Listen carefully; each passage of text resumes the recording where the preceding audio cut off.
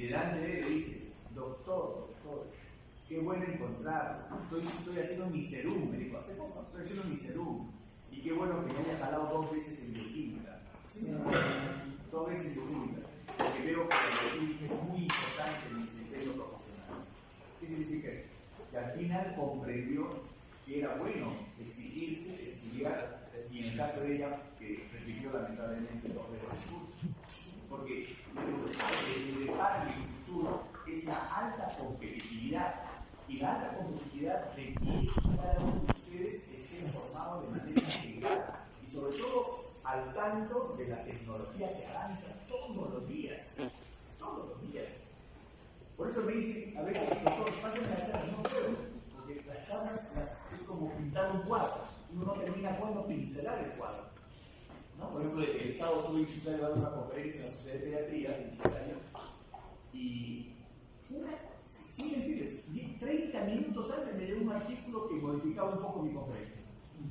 Yo lo modifiqué. Por eso es difícil a veces tener todo en una sola charla. En esta que vamos a visualizar hoy en día, significa pues rescatar algunos conceptos. Vamos a revisar todo esto en la medida de lo posible. Y tenemos que recordar, por supuesto, la historia, ¿no? Porque toda institución muere si no recuerda el pasado. Tiene que recordar el pasado para bien o para mal. Entonces, la primera hormona descrita fue la secretina. Esto recuerdo que fue una pregunta de Nantani en 1902, ¿no? De Starling, recuerdan la ley de Starling, William Maddox, ¿no?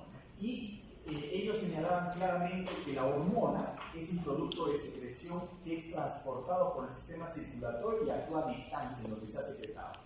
Ese es el concepto hormonal antiguo que se refería solamente a la acción endocrina. O sea, cuando una sustancia tiene acción endocrina, cuando se produce un tejido, circula en sangre y actúa a distancia. Esa es una acción endocrina de una hormona. Hoy en día, esto es más complejo. Ustedes saben que la palabra hormona deriva del griego incitar la actividad. Y la definición clásica es esa, la que mencionaron al comienzo. Pero hoy en día, no solamente es este concepto endocrino, sino también hay un concepto paracrino. Es decir, la célula produce un producto de secreción y actúa al costado, a la célula adyacente y la regula. O acción autocrina, la misma célula produce una sustancia, sale al extracelular y vuelve a regular a la misma célula donde se produjo. Y la acción intracrina, sin salir, se produce la sustancia y el mismo regula el metabolismo. Entonces, estamos frente a una serie de sustancias que no solamente llevan acción endocrina clásica que vamos a revisar, sino hay otras sustancias que es necesario rescatarlas y vamos a tratar de resumir eso. Entonces, las hormonas son sustancias químicas que son sintetizadas por glándulas endocrinas, ¿no? Actuando como señales químicas, esos son los primeros mensajeros, produciendo modificaciones en el metabolismo de otros tejidos u órgano blanco. Órgano blanco u órgano diana, así se llama, órgano blanco o órgano diana. ¿Cuál es la característica de los órganos blancos? Que tienen los receptores específicos para la hormona. ¿Cómo se describen muchas veces las hormonas? Cuando se describen en los tejidos los receptores.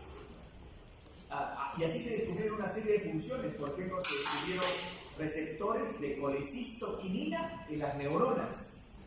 O sea, la colecistoquinina, ¿qué tiene que ver en el sistema nervioso central? Si está acabada.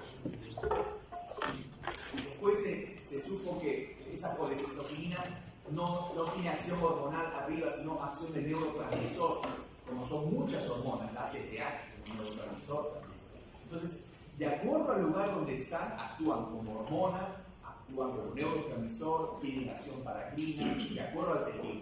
Entonces, y eso crea cierta dificultad para entender el funcionamiento de las hormonas. ¿De dónde derivan? Generalmente derivan de las células epiteliales, pero hay excepciones. La célula de Leydig, en el testículo, las células granulosas del ovario, es el origen del tejido conectivo. Y las células secretoras, sobre todo, importante recordar que tienen origen neuronal, ya lo vamos a comentar.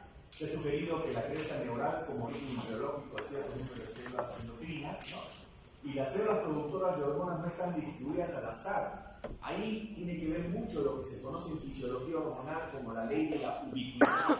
¿Qué cosa es la ley de la ubicuidad? Cada órgano, cada sistema está en un lugar determinado para funcionar bien. Si no está en ese lugar, no funciona bien. Por ejemplo, la tiroides tiene que descender de la base de la lengua hasta acá, si no, no funciona bien. El hígado tiene que estar a la derecha. El testículo tiene que tener la célula de Leydig junto al conducto germinativo, porque si lo tiene un poquito más lejos ya no actúa la testosterona. Entonces, a eso se llama la ley de la ubicuidad, ¿no? Nuestra programación genética hace que todo eso se respete cuando se va formando el pequeño niño. Un aspecto importante que tienen que recordar también es esto que les va a servir en química. Las hormonas se producen y actúan a través de receptores. Este sistema hormona-receptor tienen que recordarlo. ¿Por qué? Porque hay patologías que implican o que son ocasionadas por deficiencia de la hormona. Pero hay patologías que son ocasionadas por defecto de la recepción. Hoy en día hay un capítulo grande de lo que se ha denominado receptorpatías, es decir, una serie de trastornos a nivel receptórico. Muchas veces ustedes lo van a recordar y que lo vamos a ver ahorita, ¿no? Y que tienen explicación porque no funciona el receptor o funciona demasiado el receptor. Entonces, cualquiera de los dos casos es, digamos, causa de una alteración endocrina. Ejemplo clásico, la deficiencia de insulina clásica es la diabetes tipo 1. La resistencia a la insulina es la diabetes tipo 2. Entonces, el hecho de conocer esto ya tiene implicaciones clínicas para que ustedes entiendan más adelante el problema de la diabetes. La función dual también de fijación-acoplamiento define un receptor y el acoplamiento de la hormona fija una señal de traducción, ¿no? Entonces, hay un acoplamiento receptor-efector. Esto es muy importante y esto nos distingue de las simples proteínas de transporte. Miren acá, cómo los receptores ayudan a regular el efecto hormonal. Es decir, si hay exceso, los receptores se inhiben. Si hay defecto, los receptores se abren, aumentan el número. Esa es una manera de regular, ¿no? Este es un down regulation o regulación en baja, y este es un up regulation, una regulación en ascenso. Este es un estado dinámico de los receptores. Esto es necesario comprender, por ejemplo, con la sobrecarga de yodo, con el incremento de TSH, incremento de TSH, es decir, una serie de cosas que vamos a ver más adelante. Y estos son los receptores. Según su ubicación, pueden ser clasificados en receptores de membrana, para hormonas proteides, receptores citosólicos y receptores nucleares, que son en el caso de las hormonas tiroideas. Y este es el mecanismo hormonal. De tal manera que este mecanismo hormonal nos permite identificar dos grupos de hormonas. El grupo 1, donde están las hormonas esteroideas. ¿Cuáles son las hormonas esteroideas? Las que derivan especialmente del colesterol. ¿Cuáles son las hormonas que derivan del colesterol? Las hormonas sexuales, andrógenos, estrógenos, la aldosterona, ¿no? Entonces, esos son esteroides, ¿no? Las hormonas tiroideas están por otro lado y el calcitriol, que ya hemos hablado el otro día. Y en el grupo 2 están todas estas, ¿no? ¿Qué es la diferencia? Su solubilidad, pero ¿cuál es la diferencia marcada? Es que las del grupo 1 tienen proteína de transporte, las del grupo 2 no tienen proteína de transporte. ¿Qué implicancia tiene que haya o no proteína de transporte? Es la vida media. El que tiene proteína de transporte tiene vida media más prolongada que el que no tiene. Y es muy importante recordarles que la forma activa de la hormona es la forma libre. Por eso vamos a ver que en el caso, por ejemplo, de las hormonas tiroideas, hay una T4 libre y una T4 unida a las proteínas. La T4 libre es la forma libre, esa es la más importante. Pero la de reserva está unida a las proteínas transportadoras. Hay todas las hormonas que tienen que ver acá, tienen su proteína de transporte. Acá está el receptor y el mediador, que son. Entonces, si revisamos estos por grupos hormonales, miren cómo es el mecanismo de acción del grupo 1. En el grupo 1, la hormona se mete al citosol y dentro del citosol encuentra su receptor. Una vez que forma el complejo hormona-receptor, se mete al núcleo. Y en el núcleo interactúa con el ARN mensajero para producir un mensaje hace el citosol para que en el citosol haya una respuesta específica metabólica en base o no a la síntesis de una proteína. Este es el mecanismo de acción del grupo 1, es decir, por ejemplo, las hormonas esteroideas, la testosterona, el estrógeno, estas actúan de esta manera, de este grupo. En el caso del grupo 2 es un poquito más complejo. Recuerden que en el grupo 2 también está la hormona y se tiene unido al receptor. Pero en este caso el receptor está ligado a una llamada proteína G. Esta proteína G tiene 3 unidades, alfa, beta y gamma.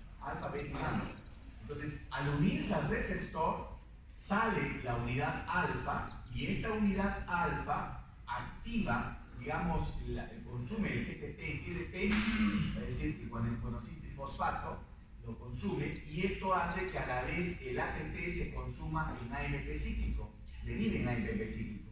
Y el AMP cíclico, por supuesto, digamos, puede ser degradada por la fosfodiesterasa si está en exceso, pero este AMP cíclico activa una proteinasa y esta fosforila una proteína que ocasiona una respuesta. Pero también el AMP cíclico puede hacer que se libere calcio de la mitocondria. Recuerden que la mitocondria es un lugar que puede almacenar calcio. Viene el AMP cíclico, libera el calcio y de acuerdo a la cantidad de calcio va inhibiendo también al AMP cíclico. Es un sistema de regulación. Recuerden este famoso sistema de adenyl-ciclasa. O también puede permitir la apertura de los canales de calcio. Entonces el mensaje se va por acúmulo de calcio mensajero o puede ser por fosforilación de proteínas. ¿Cuál es cuál? Depende del tejido, depende de la célula. Fíjense bien que esto está ligado a la proteína G. Hay enfermedades en donde se activa la proteína G y está activa y por eso produce gran activación hormonal de muchos problemas hormonales como pubertad precoz, gigantismo, etc. Esta proteína G no se debe olvidar y por otro lado recordar siempre la importancia en este caso del sistema adenyl-ciclasa. La clásica adenyl-ciclasa que usa en este caso la adenyl-ciclasa y la adenosín monofosfato cíclico como segundo mensajero, o sea el AMP, el 3,5-AMP, el segundo mensajero clásico, ¿no? Los más comunes. Está sujeto a 2 receptores, el estimulante inhibidor y a 2 juegos de proteína, ¿no? La proteína G y a una sola enzima, la adenyl-ciclasa. Entonces, es importante la participación de la proteína G para activar la adenyl-ciclasa. Y es importante tener en cuenta que la presencia de GTP unida a la fracción alfa de la proteína G es la que desencadena la respuesta. De eso va a depender que aumente o disminuye el AMP cíclico, del efecto estimulante o el efecto inhibidor.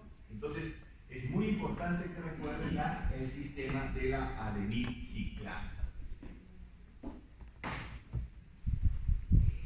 El mismo grupo 2 también tiene otros segundos mensajeros. Miren, es el mismo grupo 2 que activa a la proteína G, suelta la unidad alfa, consume GTP, pero al consumir GTP se activa ¿qué cosa? La fosfolipasa C. No se activa la adenyl-ciclasa, sino la fosfolipasa C. En este caso, va a activar inosítido por un lado y diacilglicerol por otro. Si es el inosítido 3, esto permite la liberación del calcio de la mitocondria. Si es el diacilglicerol, es sustrato de la fosfolipasa y esto forma ácido araquidónico formando prostaglandinas, tromboxanos, leucotrieno. Ustedes tienen que recordar que no se producen los 3. Este es un esquema general. Va a depender si es una célula bronquial, una célula epitelial o una célula del tejido conectivo para que se produzca uno u otro para respuesta del segundo mensajero. Además, esta misma unidad alfa puede permitir la entrada de calcio. Y dentro del citosol encuentra un receptor, la calbutulina, que le permite interactuar y activar la proteína quinasa y fosforilar proteínas. Recuerden, en metabolismo, cuando uno habla de fosforilación, generalmente uno habla de activación de sustancias. Pocas veces se habla de inhibición, pero generalmente son mecanismos de activación y por lo tanto de algún efecto intracelular según la célula en que se encuentra.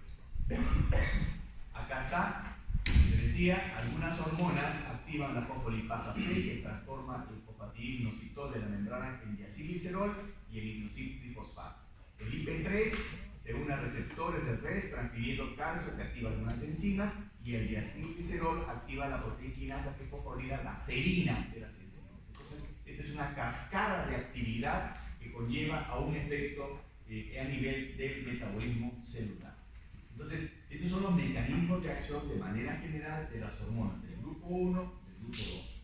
El grupo 2 tiene un mecanismo un poquito más complejo, tiene más diversidad en el segundo mensajero, no solamente ligado a la adenosiclasa, sino a la fosfolipasa, para que ustedes tengan bien claro esto. Bien, acá está el grupo 1, hormonas que se unen a receptores intracelulares, los estrógenos, los glucocorticoides, los mineralocorticoides, el calcitriol, los andrógenos y las hormonas tiroideas. Grupo 1, que hemos comentado, que tienen proteína de transporte. Y el grupo 2, ¿no?, que se unen a receptores de la superficie celular, que tienen el segundo mensajero como ADP cíclico. Acá están todos. Cuando tienen el segundo mensajero el calcio o los fosfatidilinosítidos, acá están los que tienen esos mensajeros. Y cuando el mensajero no se conoce, hay hipótesis, por supuesto, de muchas de ellas, ¿no?, pero que no son concluyentes hasta el momento, pero son mecanismos parecidos y que tienen un segundo mensajero, pero el producto no se conoce definitivamente bien en cada uno de ellos. Entonces ustedes tienen ahí los dos grupos hormonales y cuáles son sus segundos mensajeros. Ahora, ¿por qué tanto hablar de receptor hormonal? Porque ustedes, como médicos, van a escuchar de la enfermedad de Graves. ¿Han escuchado de la enfermedad de Graves? La enfermedad de Graves está dada por es una enfermedad autoinmune en la cual se produce exceso de anticuerpos, pero que va dirigido al receptor de TSH. Y por eso se activa el eje hipófisis tiroides y produce la enfermedad. ¿Ustedes han escuchado la acantosis nigricans? ¿Qué es la acantosis nigricans? Esa manchita oscurita, que en niños hay que diferenciarla de la acantosis nigricans. Porque ustedes fácilmente hacen ese diagnóstico diferencial, se los adelanto, agarran algodón con alcohol y soban, ¿no? Si sale negro es nigricans y no es nigricans, porque el nigricans tiene que ver con la resistencia a la insulina, el anticuerpo que bloquea la unión de la insulina con su receptor. Entonces ustedes tienen que comprender esto. Y esto, la acantosis nigricans, es muy frecuente en las zonas oeste, y que indica resistencia a la insulina, que es un paso fundamental para el desarrollo de diabetes tipo 2. Han escuchado, por supuesto, la miastenia gravis, que tiene que ver con el receptor de acetilcolina, el anticuerpo que intensifica el intercambio del receptor de la acetilcolina, provoca la miastenia gravis. Este es un concepto antiguo, el síndrome de feminización testicular. ¿Han escuchado eso alguna vez? El síndrome de Moore, síndrome de feminización testicular, ¿no? Es decir, son varones, ¿no? Son varones que no se masculinizan y quedan como mujercitas, ¿no? O sea, me refiero a aspecto físico, ¿no? Entonces, este es el andrógeno que tiene problemas en el receptor. La obesidad misma, per se, hay una disminución de receptores a la insulina. La diabetes tipo 2, hay una disminución de la explicación de la hormona. Y el raquitismo vitamina D resistente y deficiencia de receptores al calcitriol. Entonces, por todas estas razones, es que ustedes tienen que comprender bien la fisiopatología de estas enfermedades, pero recordando cuál es el mecanismo y cuál es la función de estos receptores. Miren esta niña. Esta niña vino del María Auxiliadora. María Auxiliadora es colegio femenino o masculino. Está a la esquina de la Plaza Ronesa. ¿Femenino o masculino? Femenino. Pero vino hasta 12 años. Es una niña, era una niña.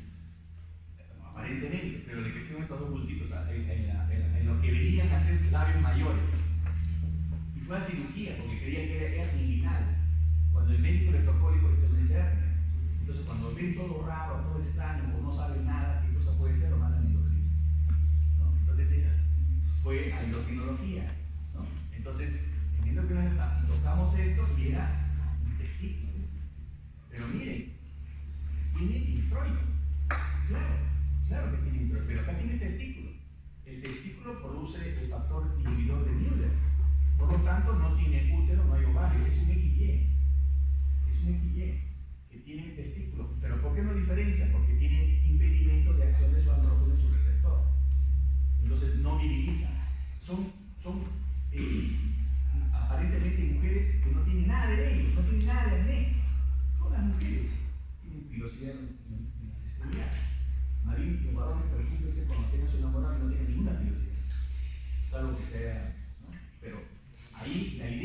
miren, no tiene vello público.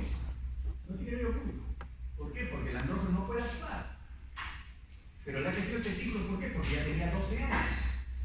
Entonces, ese es un síndrome de resistencia a andrógenos. Lo que se llama feminación. Este es un grupo de pacientes que estudiamos hace algún tiempo, ¿no? Y por supuesto, en niños hay gran problema. Imagínense, puede decir a un, o cómo le dicen ustedes a una mujercita que se cree mujercita, que es un varón. ¿Cómo le dicen? Es bien difícil, ¿no? Es bien difícil.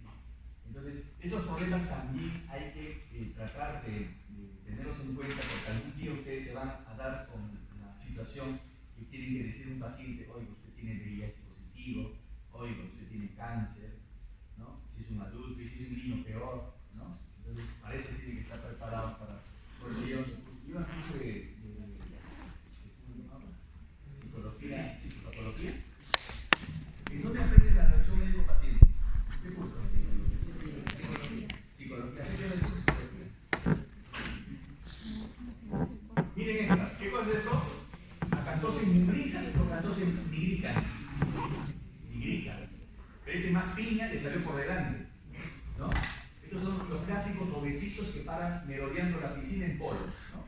Que no se meten porque tienen vergüenza, ¿no? Eso es lo que pasa con estas personitas, ¿no? Entonces hay que ayudarlos, por supuesto, a comprender que esto no es mugre. A veces las mamás le quieren echar hasta lejía para aclarar el asunto, ¿no? Entonces, esta es la acanthosem nigricans relacionada a resistencia a la insulina, problema de receptor. Es un trabajo que también hicimos hace un tiempo, en donde la resistencia a la insulina se comprobaba por métodos más sofisticados. Bien, ahora, como ya comprendemos cuál es el mecanismo de acción hormonal, tenemos que comprender un poquito más los mecanismos de regulación, que es tremendamente importante. Es muy importante recordar el famoso sistema de retroalimentación, que puede ser negativo, puede ser positivo, no solamente negativo, puede ser positivo. Y no solamente puede ser vertical, sino horizontal. La retroalimentación se realiza a través de varios metabolitos o sustratos. Y existe regulación por retroalimentación positiva. Por ejemplo, el estrógeno sale en pico y la LH sale a la hora de la ovulación. Esa es retroalimentación positiva.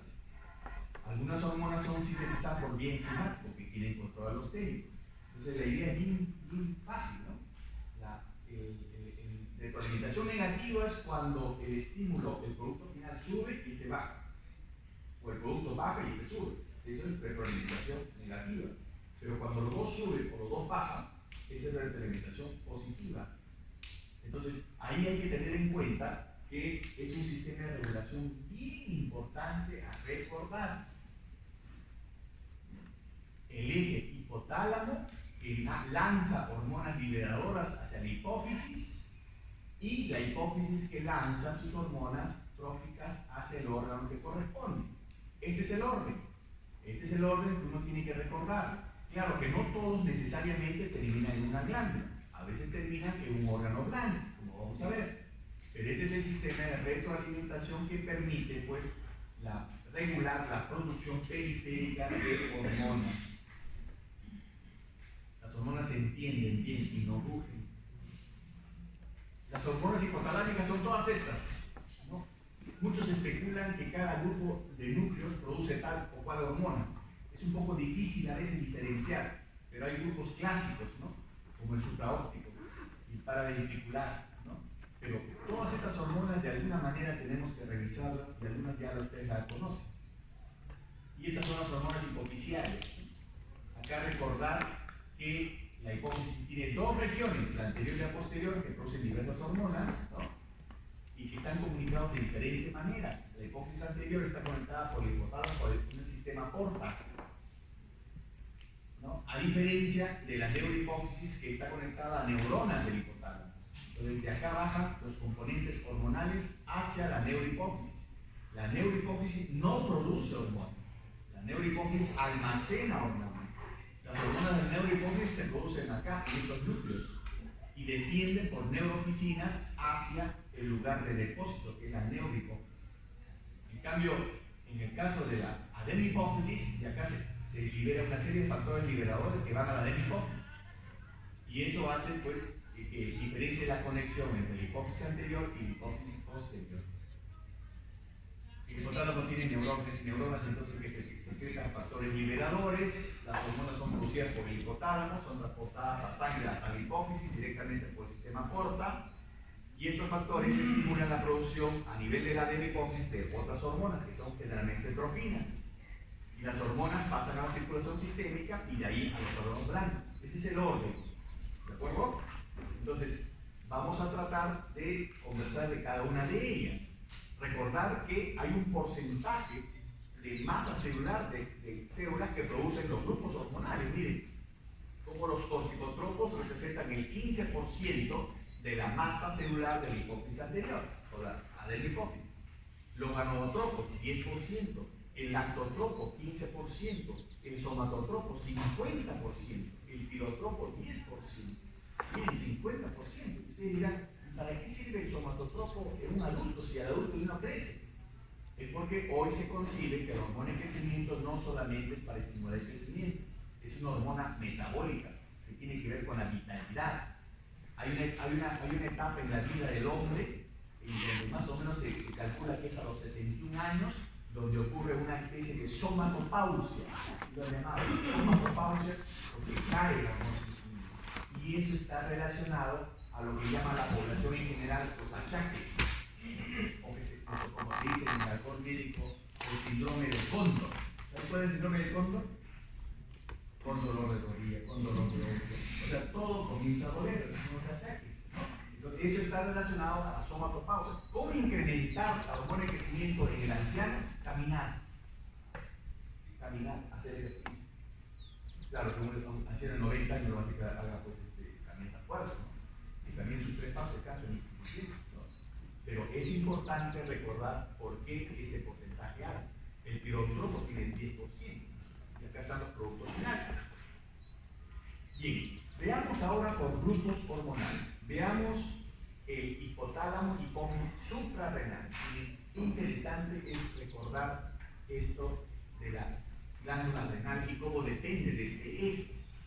El hipotálamo, ¿no?, libera un factor liberador que es la hormona liberadora de corticotrofina. Va a la hipófisis y produce la hormona adrenocorticotrofina, que no viene sola, viene acompañada, ya lo vamos a ver con quién, y esto estimula a las glándulas suprarrenales para que produzcan sus 3 grupos hormonales, porque las glándulas suprarrenales producen 3 grupos hormonales: los glucocorticoides, los mineralocorticoides y las hormonas sexuales. Los andrógenos se producen tanto en el hombre como en la mujer, en las suprarrenales. Las mujeres también tienen andrógenos. ¿De dónde derivan? De las suprarrenales.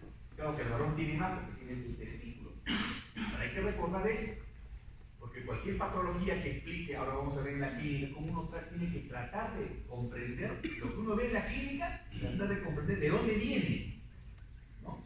Porque si uno tiene una persona con exceso de vello, dice, ¿hay exceso de andrógenos o no? ¿O es problema de receptor del folículo piloso? Así no hace la idea. Tratar de buscar posibilidades en base a los datos epidemiológicos, a las estadísticas de dónde están, ¿no?, y a la clínica que presenta el paciente. Entonces, este sistema se cumple en la glándula suprarrenal. ¿Y quién hace el sistema de retroalimentación? Hace el cortisol. Esto también es importante. ¿Quién es el que dirige la retroalimentación negativa? En este caso es el cortisol, no el mineralocorticoide, no los andrógenos. Es el cortisol, ¿de acuerdo? Y esto tiene implicancias clínicas.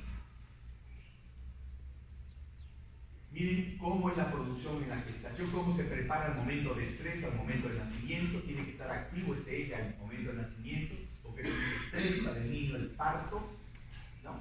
Y miren cómo influye sobre el hipotálamo una serie de factores, el estrés, ¿no?, la hormona tiroidea, que inclusive puede inhibir, ¿no?, y cómo el ACTH pues, puede también en asa corta inhibir la hormona liberadora si está en exceso, porque el ACTH estimula el cortisol y de acuerdo a la concentración del cortisol se inhibe o no la CRH o la ACTH, ¿no? Por ejemplo, si yo tengo un tumor que produce cortisol por parte de las suprarrenales, ¿cómo estará la ACTH? Si yo tengo un tumor que produce cortisol en la suprarrenal, ¿cómo está la ACTH? ¿Aumentada o disminuida? Disminuida, así es. Y eso es lo que se llama el síndrome de Cushing. ¿De acuerdo? Por eso es bueno que recuerde esta manera como se regulan las hormonas. Acá está la función, y como le decía, la síntesis de ACTH que es provocada por el factor liberador no viene sola, viene formando una gran molécula que se llama POM. Esta es la pro-opio-melanocortina. Recuerden que esta es también una hormona que funciona como anorexígena, ¿no? De forma dosis dependiente. Estimula también la catecolamina, la CRH, que hace un efecto antipirógeno sobre el hipotálamo. Pero acá está el sistema de regulación. Miren, ¿quién es el que tiene el comando del eje hipotálamo, hipófisis, gónada con retroalimentación? Es los glucocorticoides. Los andrógenos tienen el efecto, pero no regulan el eje. El que regula el eje son los glucocorticoides, pero se ven perjudicados los andrógenos. Ya vamos a ver cómo. En el caso de los melanocorticoides hay otro sistema de regulación, el sistema renina-angiotensina. Es diferente a este. Este es importante que lo recuerden. ¿Por qué les insisto en esto? Porque vamos a suponer que la suprarrenal no funciona. Si la suprarrenal no funciona, puede ser porque la suprarrenal misma no funciona. Pero puede ser que la suprarrenal no funciona porque la hipófisis no funciona. ¿No es cierto? ¿Estamos bien o no? Entonces, vamos a suponer que acá hay un problema de la hipófisis que le impide secretar ACTH. Por lo tanto, la suprarrenal no produce cortisol. Pero este tipo de deficiencia no tiene nada que ver con los melanocorticoides.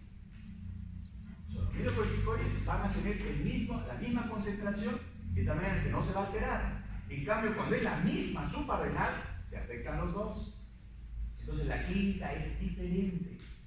Por eso es importante recordar estos dos ejes, son totalmente diferentes. Y por supuesto, el sistema nervioso autónomo que regula la parte de la médula suprarrenal con respecto a la producción de catecolaminas. ¿Está claro esto? ¿Alguna pregunta?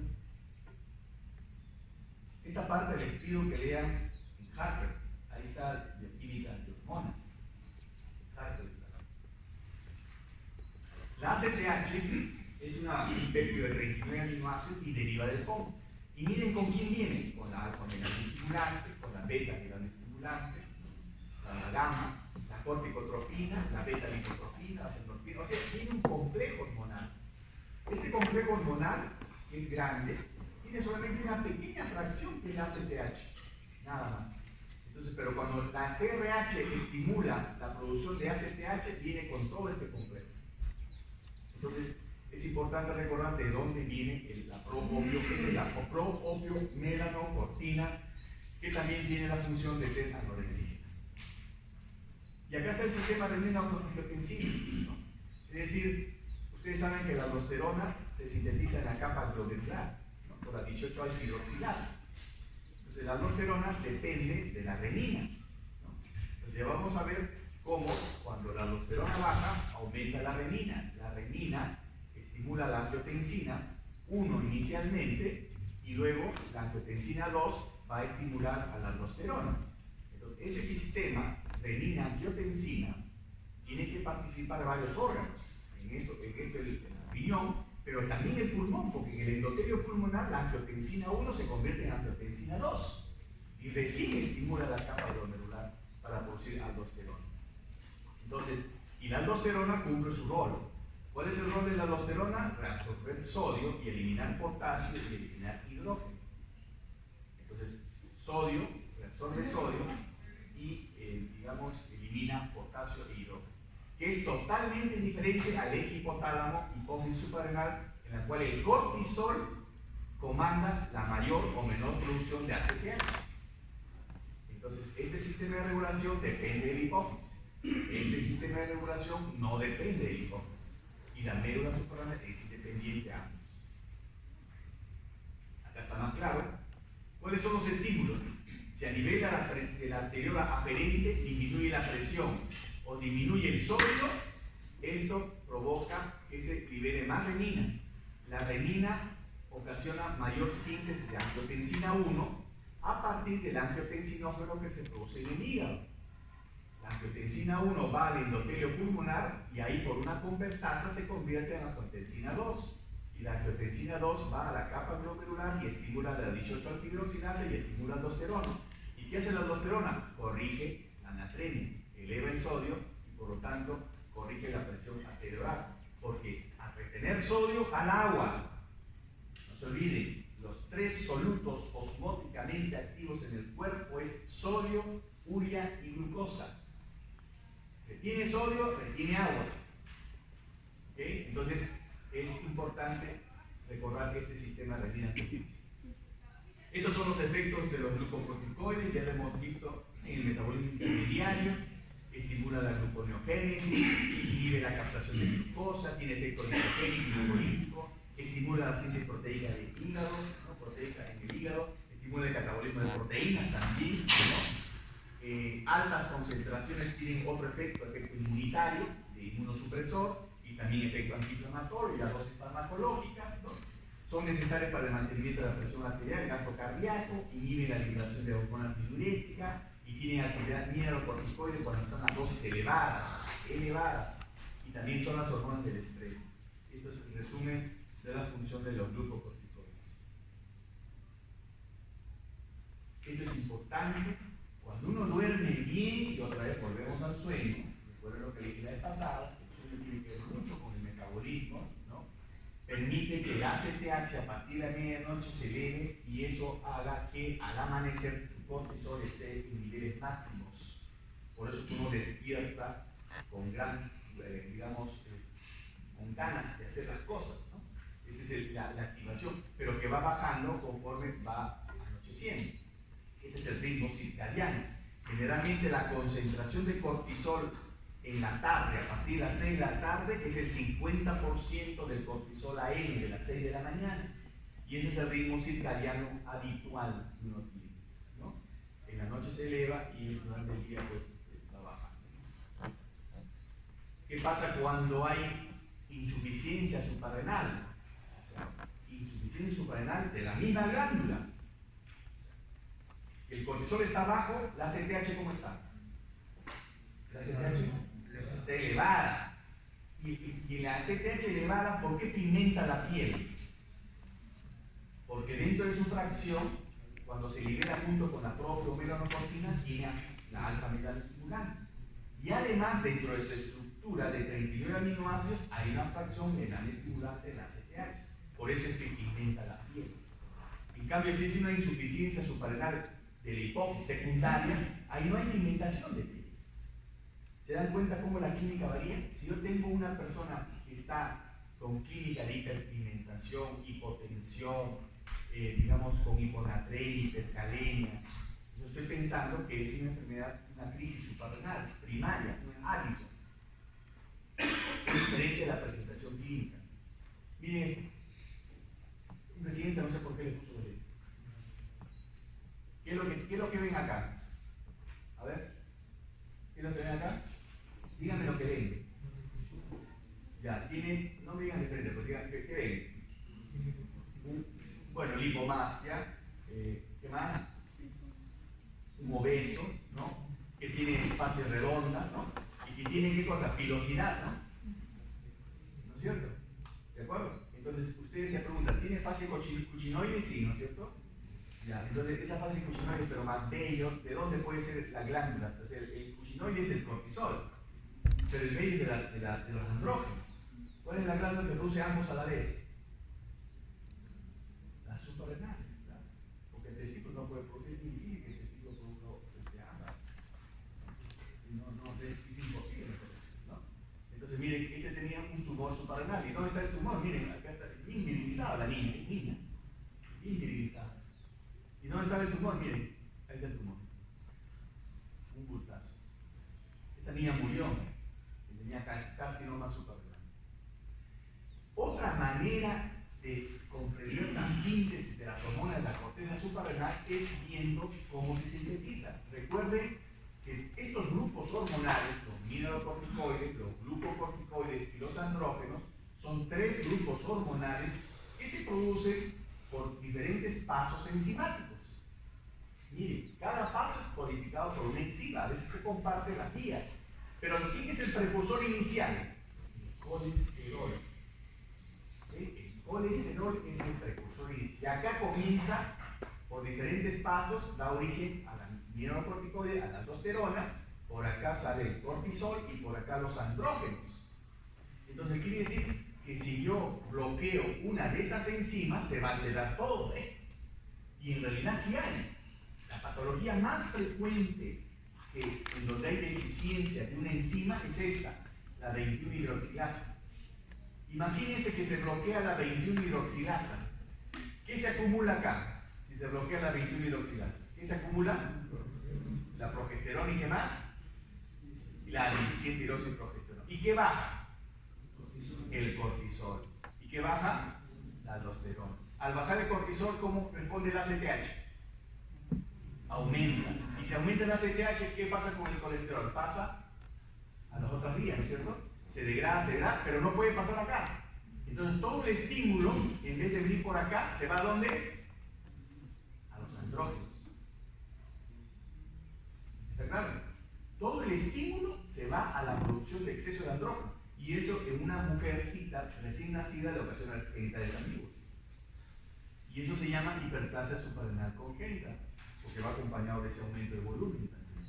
Miren, ahí está la 21-hidroxilasa, la más común. También hay la 11-beta-hidroxilasa. Y también hay otras enzimas. Miren, ¿qué pasa? Se aumenta el exceso de andrógeno cuando se bloquea la línea. Y ahí está el niño o la niña. ¿Por qué está pigmentada? Por exceso de ACTH. No es la hija de papá. Está pigmentada. ¿De acuerdo? Miren, está totalmente pigmentada. Y los padres casi se divorcian porque eran cajamatinos. Imagínense que sale un cajamatino. ¿El cajacho qué va a decir? Ya fui. Miren, y miren los genitales. ¿Qué creen que es esto? ¿Es un pene o qué cosa es? Un clítoris aumentado de tamaño, de aspecto penial. Y miren cómo los labios mayores se escrotalizan por el exceso de andrógenos. Así vienen. ¿Por qué vienen deshidratados? Porque hay deficiencia de cortisol y hay deficiencia de aldosterona. Como hay deficiencia de aldosterona, no retiene sodio. Como no retiene sodio, se queda en la orina. Como se queda en la orina, jala agua. Y ese bebé comienza a orinar más, se va deshidratando. Como se va deshidratando, va acumulando potasio y va acumulando hidrógeno. Porque recuerden, la función de la aldosterona, eso no se olvide, es retener sodio y eliminar potasio e hidrógeno. Si no hay aldosterona, se elimina sodio y se retiene potasio y se retiene hidrógeno. Al retenerse hidrógeno, ¿qué pasa con el pH? Acidosis. Así es. Entonces, este niño o niña está deshidratada, con hiponatremia, con hipercalemia, con acidosis y con genitales ambiguos. Entonces está claro el panorama. ¿De acuerdo? Ahí está bien. Esta es nuestra publicación. Este es un estudio que hicimos que en realidad dijo no, puedo frustrar. Entonces, ¿por qué no me dejaron continuar? Pero bueno, este es el estudio genético que determina la deficiencia enzimática y las posibilidades que había para hacer el diagnóstico, porque hay que hacer diagnósticos genéticos. Bien, la médula suprarrenal, por supuesto, tiene otra función. La médula suprarrenal más depende del sistema nervioso. Y esto tiene que ver a nivel de la célula cromafílica con la producción de adrenalina, por ejemplo, a través de la captura de tirosina.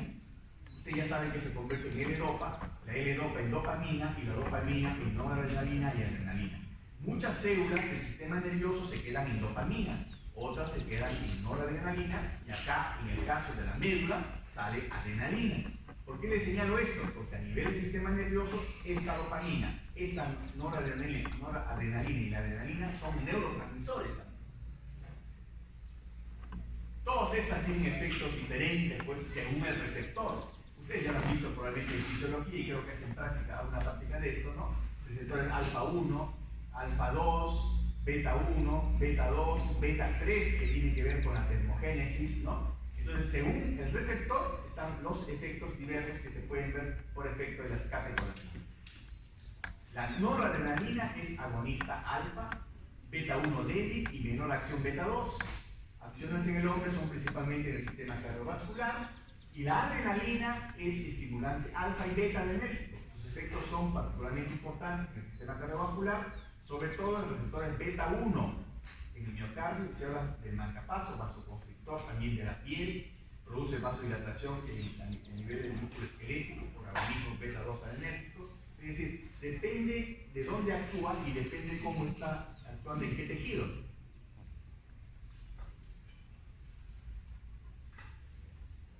Acá lo interesante es cómo uno reconoce el exceso de catecolamina. Uno actualmente no puede dosar catecolamina, pero en los libros está bien clásico decir que el producto final de las catecolaminas es el ácido valinilmandélico.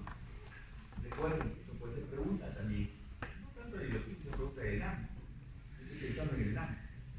Entonces, acá lo importante es el exceso de catecolaminas ocasiona un exceso de ácido valinilmandélico en orina. Entonces, cuando usted le dice cuál es el producto final de la degradación de las catecolaminas, es el ácido valinilmandélico, el DNA. ¿De acuerdo? Y eso es lo que tenía este niño, un feocromocitoma. Cuando hay un tumor productor de catecolaminas, las catecolaminas adelgazan, producen taquicardia, dolor de cabeza, es lo que tenía este niño. Y luego de la operación de un tajazo que le hicieron acá, ¿no? Así se puede dar. Bien, y finalmente vamos a tocar esta parte del eje hipotálamo, hipófisis, gónada. Este eje tiene que ver, por supuesto, por la activación que sucede en el momento de la pubertad. Normalmente la pubertad, cuando comienza en las niñas entre los 8 y los 13 años, en los varones entre los 9 y los 14 años. Sin embargo, se ha descrito una mini pubertad en los primeros 6 meses de vida. Es decir, que este eje se activa parcialmente en los primeros 6 meses de vida. Por eso es que la niñita sangra. Antes se creía que la niñita sangraba cuando recién nacían por el efecto de las hormonas de la madre. Pero no solamente son las hormonas de la madre, es la pequeña activación parcial de este eje hipotálamo hipófisis gónada en la etapa neonatal. Por eso es que el neonato tiene acné. Por eso es que tiene ciertas características puberales el neonato. Entonces, eso es muy importante recordar la mini pubertad y el momento que se inicia la pubertad, que es en varones y en niñas, que es diferente, ¿no? Acá lo interesante es recordar que el hipotálamo también dispara su hormona liberadora, que es la NRH, o sea, la gonadoliberina. Ya vamos a ver cómo esta liberación va a la hipófisis y estimula la FSH y la LH. Y estas dos gonadotrofinas actúan ya sea en el ovario o en los testículos. El ovario pues produce estrógeno y los testículos producen testosterona. Estos son los responsables de la retroalimentación negativa en el caso de esta regulación. Ya después veremos cómo el ovario influye en el útero y cómo el útero llora mes a mes ante la desesperación de no ser madre. Así nunca se va a olvidar cuál es el significado de la menstruación. La menstruación es eso. El útero es como si, entre comillas, como fuera un poeta, dice como poeta, ¿no? Llora, es el llanto uterino ante la desesperación de no ser madre. Eso es lógico. ¿Por qué? Porque el óvulo está esperando ser fecundado. Y al ser fecundado, el útero se está preparando para recibir al reyesuelo, ¿no? Entonces, ¿qué pasa? Si no llega, entra en tristeza. Lo que pasa es que a veces hacen llantos infernales, eso es otra historia. Entonces, acá lo interesante es recordar este eje hipotálamo, hipófisis y gónada. Bien, acá está la hormona liberadora, su estructura química, ¿no? Y también es interesante cómo se despierta, esa es otra gran incógnita. ¿Por qué hoy en día las niñas o niños están entrando antes a la pubertad? Hay una programación metabólica que le está haciendo despertar antes de tiempo, ¿no? Ahora las niñas arreglan un poco más temprano, a los 11 años, ¿no? Muchos llegando ni siquiera a los 11 años están arreglando, ¿no? Entonces, y eso no les ha quitado expectativa de talla, como se creía antes. Ese es un factor más. Hay niñas que arreglan a los 14 y miden 1,45 m, ¿no? Hay niñas que arreglan a los 10 años y medio y miden 1,60 m. No hay correlación necesariamente con respecto a la edad menarca. Pero esto tiene que ver con la sensibilidad del gonadostato. Y esto tiene que ver que la secreción de GNRH tiene que ser episódica y pulsátil. Si no es episódica y pulsátil, no hay estímulo sobre la FSH y LH. Por eso que los pulsos frecuentes o la infusión continua dan lugar al efecto contrario. Es decir, si la GNRH fisiológicamente va así, pero si yo inyecto GNRH de afuera, provoco esto. Es diferente a esto. Esto es normal, estímulo. Esto es inhibición. Por eso es que hay medicamentos que inhiben la pubertad cuando yo voy de afuera. Evito esta manera de circular impulsos frecuentes de la GNRH. Acá está, la secreción es episódica y pulsátil. Los pulsos frecuentes con la infusión continua dan lugar a desensibilización del gonadotrato y a una disminución de las gonadotrofinas. Está ligado al estrés, ¿no? Miren cómo la CTH inhibe la GNRH, el cortisol inhibe el LH, por eso es que a veces las mujercitas le dicen, el doctor Saldívar le dice, vamos a tomar examen bioquímica y se suspende todo, ¿no? Se estresa, ¿no? El ciclo es así, ¿no? Por eso que en medicina, cuando uno trata damas, uno siempre pide el ciclo menstrual, porque el ciclo menstrual de alguna manera refleja el estado de salud de la mujer, y eso es evidente. Y eso uno tiene que tomar en cuenta, sea cual sea el motivo de la consulta. El estrés causa incremento de CRH. En el cerebro, la CRH estimula la liberación de beta-endorfinas del POM, y en la hipófisis, la CRH estimula la liberación de ACTH. ¿Tiene otras funciones? Sí, tiene otra función, además de estimular el FSH-LH. Mire, tiene que ver con el descenso testicular, tiene que ver con la modulación de las gónadas, tiene que ver con la espermatogénesis, tiene que ver con los ciclos menstruales ovulatorios. Y acá está el mecanismo de acción. Por eso es importante la GNRH. Y miren, este es un ejemplo claro cómo dependiendo qué segundo mensajero se activa, se varía el efecto. Miren, si la GNRH actúa sobre un receptor y este activa el fosfinociclio, el diacilglicerol, la proteína quinasa, los sustratos, estimula la síntesis de gonadotrofinas. Pero si en otro lado estimula más el calcio, que este interactúa con la calmodulina, con proteína de unión, estimula la liberación de gonadotrofinas. O sea, es la misma hormona, pero es el diferente segundo mensajero para que sea diferente el efecto, relacionado por supuesto con su función. Y otro detalle, todas las hormonas esteroideas dependen del colesterol. ¿Eso qué quiere decir? Las suprarrenales, los ovarios, el testículo funcionan y tienen como sustrato inicial al colesterol. Lo que pasa es que la programación genética hace que la activación enzimática sea diferente. En el caso de formación de andrógenos, miren, no hay mineralocorticoide, no hay cortisol, porque no está programado para programar estas enzimas, y por lo tanto todo se va a la función de andrógenos, a testosterona. Y si hay la condición, digamos, que le da en las mujeres, se produce más estradiol, por supuesto, por el ovario. Ya vamos a ver cómo. Entonces, el producto final deriva del mismo precursor, pero el producto final es diferente en cada tejido. ¿Por qué? Porque las enzimas están presentes o no de acuerdo al código genético de cada órgano. Si es ovario, su código genético es formar estrógeno. Si es testículo, su código genético es formar testosterona. Si es suprarrenal, forma los 3 grupos hormonales. Entonces, eso es lo interesante en este caso. Pero todos derivan de colesterol. Y acá está, miren, esta es la corteza adrenal, este es el ovario y este es el testículo. Miren sus productos finales, acá está. La androstenediona es utilizada en el ovario para formar estrón, y el estrón es estradiol. En cambio, la androstenediona en el testículo forma testosterona, y acá está en el testículo por esta enzima. Entonces, miren cómo el producto varía de acuerdo al tejido en que se encuentra. Pero el origen es igual. El origen es igual. ¿De acuerdo?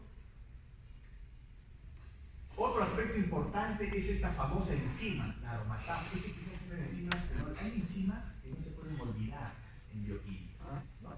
Por ejemplo, la exoquinasa, glucoquinasa. Yo les contaba el otro día que a mi residente de 4º año le pregunté sobre glucoquinasa, ¿no?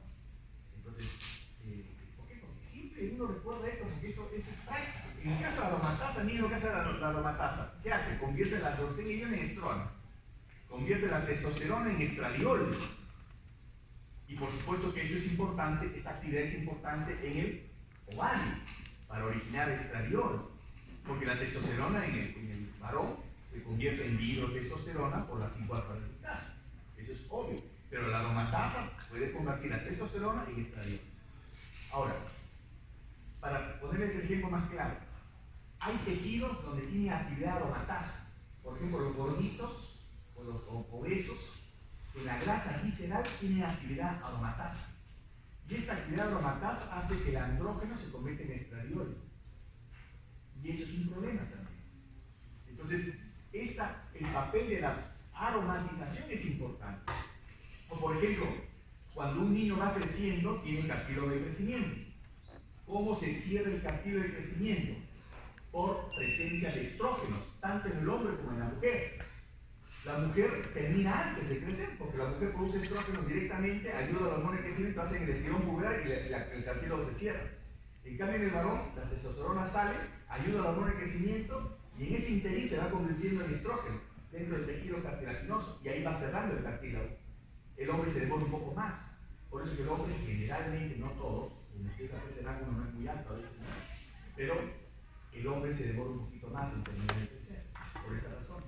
Entonces, por eso es que existen, se especula, tratamientos para mejorar el crecimiento, inhibiendo la aromatasa para que no se forme estradiol en el varón y logre crecer un poco más. Miren, qué importante recordar a la aromatasa. ¿Y cómo produce estrógenos los ovarios? Miren acá, hay una teoría que tampoco se debe olvidar porque se llama la teoría de las dos células, que son la 2-cell. Las células de la teca, andrógenos, y las células de la granulosa aromatizan a estrógenos. O sea, ¿quién produce los andrógenos? La célula teca. ¿Quién las aromatiza a estrógenos? La granulosa. Y la granulosa produce estrógenos. Por eso que ustedes van a escuchar tumores de la teca, androgénicos. Tumores de la granulosa, estrogénicos. Ya saben. Por eso es así. Los tecomas, virilizados. ¿Cómo uno ve? Virilizados. Los estrógenos, si sale, pues, digamos, hay exceso de estrógenos y eso puede también dar alteraciones del ciclo menstrual. La estrona y el estrol a partir del estradiol en el hígado y la actividad aromatasa también hay en músculo, grasa, tejido nervioso y célula de Leydig. ¿Cuáles son las acciones de los estrógenos? Todo esto tiene que ver con los estrógenos, ¿no? Tiene que ver con los lípidos también, miren. Incrementa el nivel de coagulación, incrementa el turgor y la producción de colágeno. Por eso es que durante el embarazo, al aumentar los estrógenos, las mujeres se vuelven más bonitas de lo que son. ¿No es cierto? Y eso todo el mundo lo ve. ¿No es cierto? Esa es la estrogenización. Y también tiene efectos neuroprotectores. Por eso es que los efectos, digamos, se pierden en la menopausia. Por eso que ahí ya se igualan los problemas cardiovasculares hombre y mujer. Porque al inicio la mujer tiene para ganar, pero después se igualan con el varón. Porque tiene los mismos riesgos. Aparte que incluyen otros factores. Son vasodilatadores, estimulan la captación de lipoproteínas, favorecen la mineralización ósea, estimulan el crecimiento del endometrio. Esos son los estrógenos. Desarrolla los caracteres sexuales secundarios, por supuesto. Primero desarrolla la mama, ¿no? Después el vello, ¿no? Y después viene pues, la menstruación. Generalmente el crecimiento de la mama se llama telarquia. Entre la telarquia y la menarquia generalmente pasan 2 años. Entonces, si una niñita arregló a los 11 años, uno presume que comenzó su pubertad a los 9. Si una niña arregló a los 10, comenzó a los 8. ¿No? Entonces, de esa manera uno se da cuenta cuándo comienza. Y este es el transporte, ¿no? Ligado a la globulina ligadora de hormonas sexuales, se liga con menos afinidad a la albúmina, 2 a 3% libre. Los estrógenos son metabolizados por sulfatación y glucorenización, excretados por bilis y orina. Ya les dije de dónde viene el ácido glucurónico. De la glucosa. De la glucosa. ¿Y cuáles son los efectos del LH y FSH en el ovario? La FSH estimula las células glandulosas y determina la maduración de los folículos ovarios, los cuales producen estrógenos al final. La LH sinérgicamente con la FSH conduce a la maduración del folículo de Graf y a la formación del cuerpo lúteo responsable de la formación de progesterona que viene a la segunda etapa del ciclo menstrual. Todo esto debe cumplirse. Lo que pasa es que a veces las niñas cuando comienzan la pubertad no se forma el cuerpo lúteo, entonces Entonces, por eso que a veces no ovulan también. Y por eso los ciclos menstruales son irregulares al comienzo.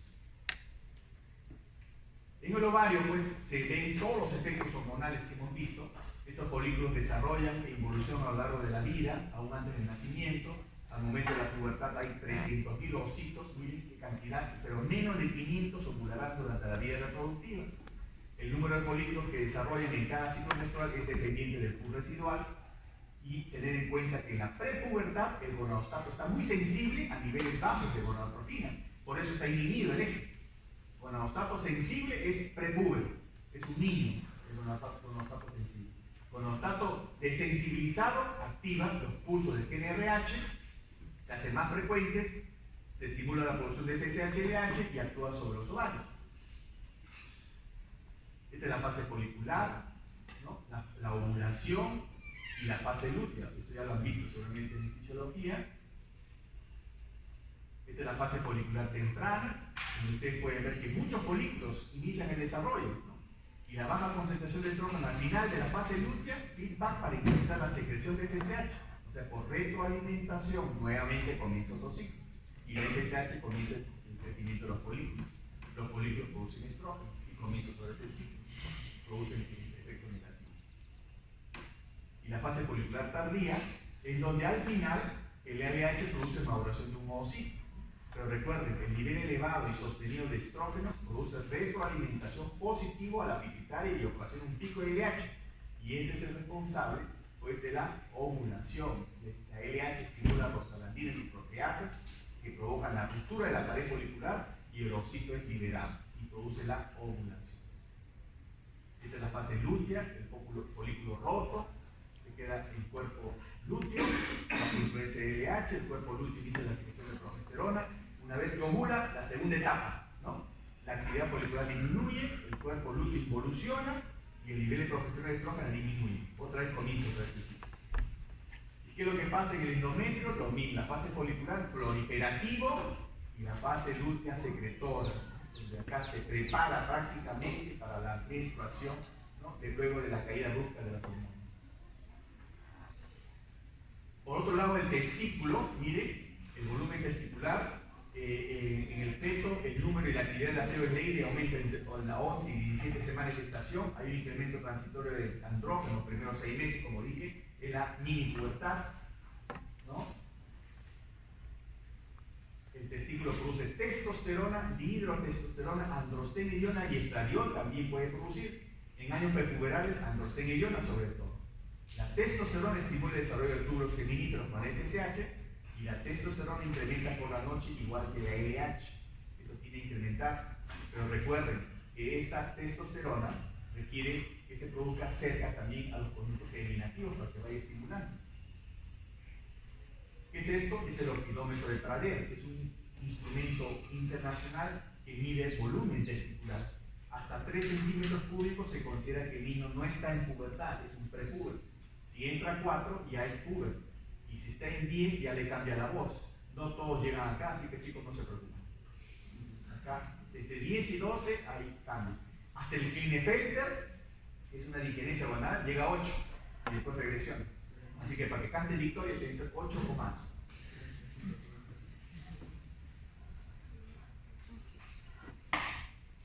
Miren, qué importante es ese aparatito.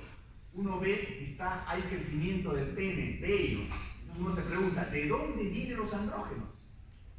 En la clínica es así, miren. Uno mide el testículo, no, de acá no viene. Uno dice clínicamente, no, de acá no viene. Entonces, ¿a dónde voy a estudiar? A este. Que es un varón. ¿Qué pasa con las hormonas? Entonces, acá recuerden que cada glándula produce andrógenos y produce estrógenos, ¿no? Pero recuerden, cuando circulan unidas a proteínas y hay una forma libre. Recuerden que la forma libre es la forma activa que actúa en los tejidos extraglandulares. Y recuerden que la testosterona se convierte en dihidrotestosterona porque tiene muchos efectos, especialmente el desarrollo de caracteres sexuales, ¿no? Y el estrógeno, ¿no?, puede surgir también por aromatización de andrógenos, ¿no? Y eso sucede en todos estos tejidos. Otro cuadro muy importante, ¿quién produce ¿Qué produce el ácido de Levy? Andrógenos. ¿Quién lo controla? La LH. ¿Qué produce el ácido de Sertoli? La inhibina y la sustancia inhibidora de Müller, o el factor inhibidor de Müller. Es muy importante. La inhibina B y el factor inhibidor de Müller. ¿Quién la regula? La FSH. Y las células germinales que producen espermatozoides. ¿Quién la regula? La FSH y los andrógenos.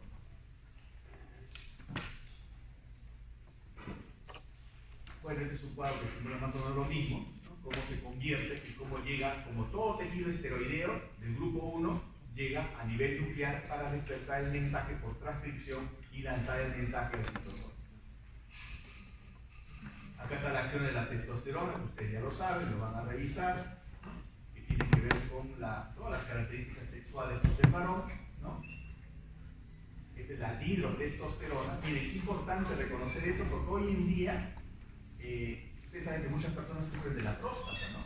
Hay una condición que se llama hipertrofia benigna de la próstata.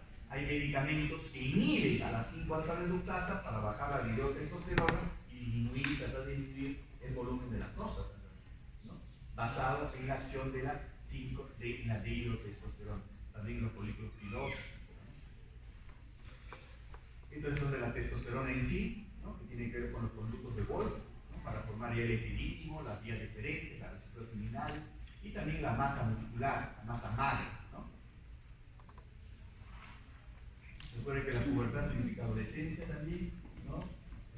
El joven a veces no sabe qué está pasando con su cuerpo, ¿no? Por eso es que hay que hablar con los adolescentes, eso lo van a ver seguramente más adelante. Y también el hombre puede tener problemas. Miren cómo crecen las mamas, ¿no? ¿Y qué tenía este niño? Tenía un tumor suprarrenal feminizante, ¿no? O sea, un tumor que le producía estrógenos, ¿no? O niñas en donde sus ovarios no funcionan por motivo genético, síndrome de Turner, ¿no? O niñas que se embarazan antes de tiempo, como en el caso de Lina Medina, hace una pubertad precoz, ¿no?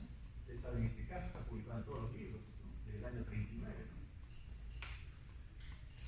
Este es nuestro reporte de pacientes, este es otro reporte de pacientes, este es una niña con pubertad precoz, estas son nuestras publicaciones y ya los cansé. ¿Ya lo cansé? ¿O sigo? ¿Ya cansé? ¿O sigo loca semana? ¿Ah? 10 minutos. Ah, todavía por aquí. 10 minutos, ok, 10 minutos. Vamos a hablar de la hormona de crecimiento, que es bien interesante, ¿no? Acá veo un par de chatitos. Hablemos de la hormona de crecimiento. Miren, esta es la estructura química de la hormona liberadora de hormona de crecimiento. Y de la secreción, el núcleo ventromedial, al cuarto, bueno, se libera crónicamente durante el día y la noche, etc., ¿no? Eso es parte química. Pero acá, miren cómo la hormona liberadora de hormona de crecimiento es la que libera a la hormona de crecimiento, pero supeditada a la concentración de la otra inhibidora, que es la somatostatina. La somatostatina es la que inhibe. Si esta se inhibe, se libera la GHRH. Y esta libera hormona de crecimiento y esta va al hígado, donde se libera este famoso factor de crecimiento semejante a la insulina tipo 1. Y este factor es el que va al hueso y el hombro provoca la elongación ósea, o sea, el crecimiento de los tejidos. Entonces, ese es el orden. Todo este eje de crecimiento requiere que las hormonas tiroideas funcionen de manera adecuada. Esto es vital. Acá están las vidas medias de la hormona liberadora, que son varias fracciones, ¿no? Y como hay otros factores que son capaces de también estimular la GHRH, ¿no?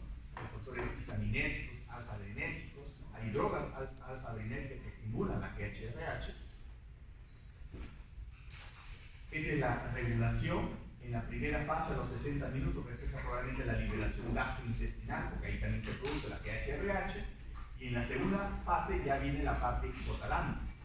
Pero esta hormona liberadora de hormona de crecimiento estimula la liberación de hormona de crecimiento por los somatotropos de la hipófisis y es la responsable fundamental de la amplitud de los pulsos de liberación de la hormona de crecimiento.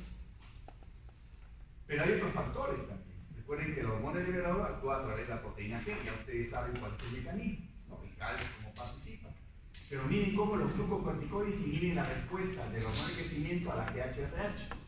La dopamina y el bloqueo beta-adrenérgico aumentan la liberación de hormona de crecimiento tras el estímulo de la hormona liberadora de hormona de crecimiento.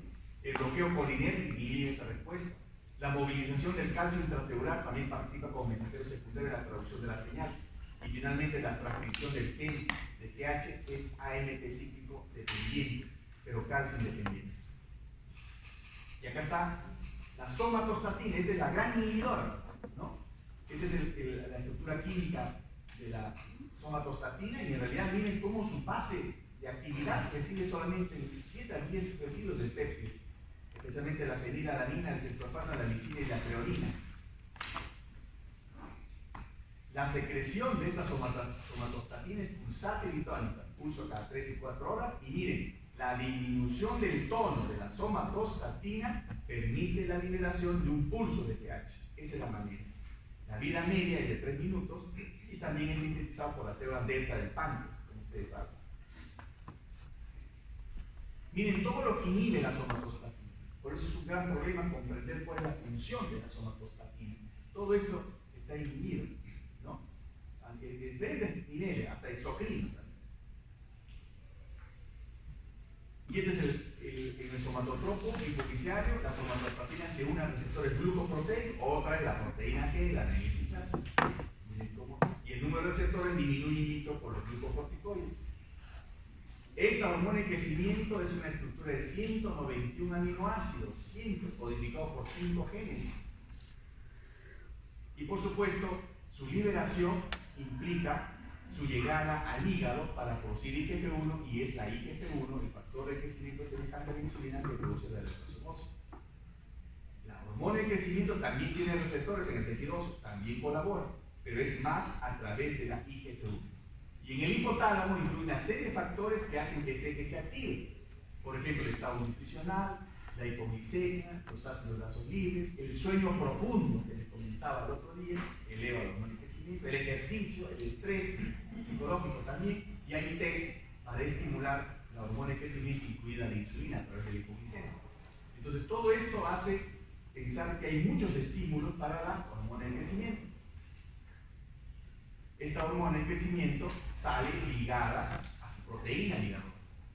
Produce los efectos, libera IGF-1, la IGF-1 también sale ligada a su proteína, que es la famosa proteína ligadora tipo 3, que es dependiente de la hormona de crecimiento, y esto permite su llegada a otros tejidos y también permite regular la producción de la hormona liberadora de hormona de crecimiento. Es decir, si hay exceso de IGF-1, ya no se va a producir más hormona de crecimiento. O sea, es un sistema de retroalimentación con un poco más de intermediarios, pero que llega a ser lo mismo en el buen sentido de lo que es una retroalimentación.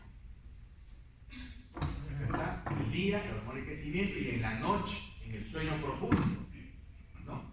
Por eso es que se recomienda que duerman bien los niños.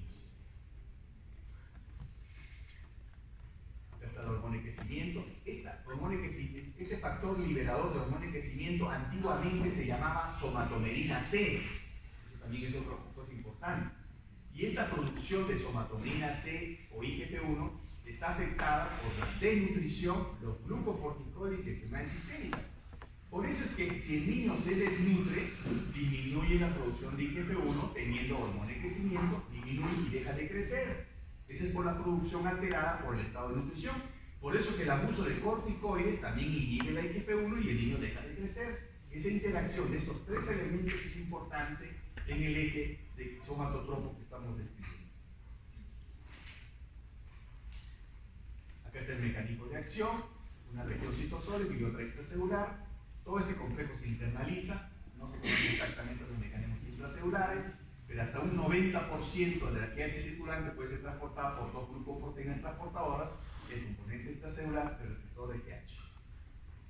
Acá está, hipotálamo, pituitaria, sale la TH, su proteína ligadora, que actúa sobre su receptor en el hígado, se produce IGF-1, circula unida a su proteína ligadora, tiene su acción endocrina en su tejido blanco, ¿no? Y de ahí regula la respuesta al eje, pero también tiene acción paracrina y autocrina, esta IGF-1.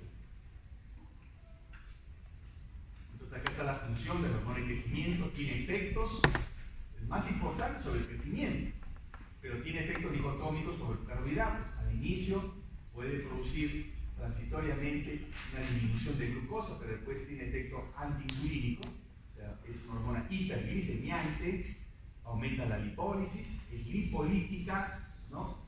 Estimula la calciuria, posee actividad lactogénica, inclusive funciona como una citoquina, estimulando la respuesta de linfocitos T o la síntesis de inmunoglobulina y tubulina.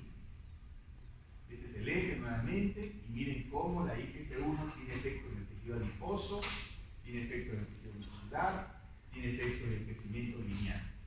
¿Dónde se produce el IGF-1? Fundamentalmente en el hígado, pero ojo, todo tejido que crece es capaz de producir IGF-1. Lo que pasa es que la gran magnitud de producción de IGF-1 hacia el cuerpo es a partir del hígado.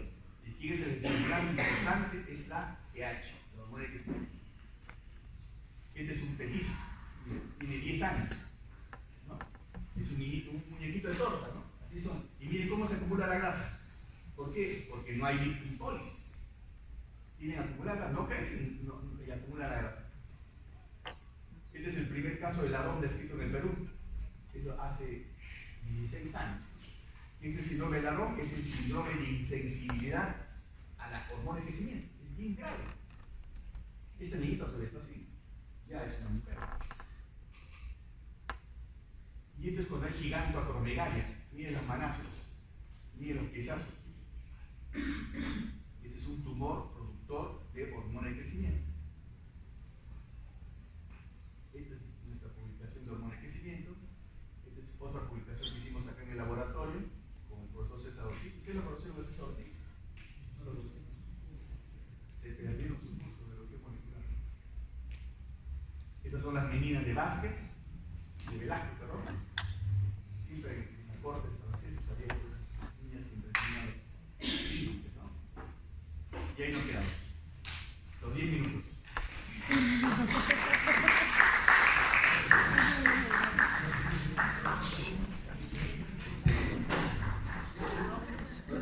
No lo grabes.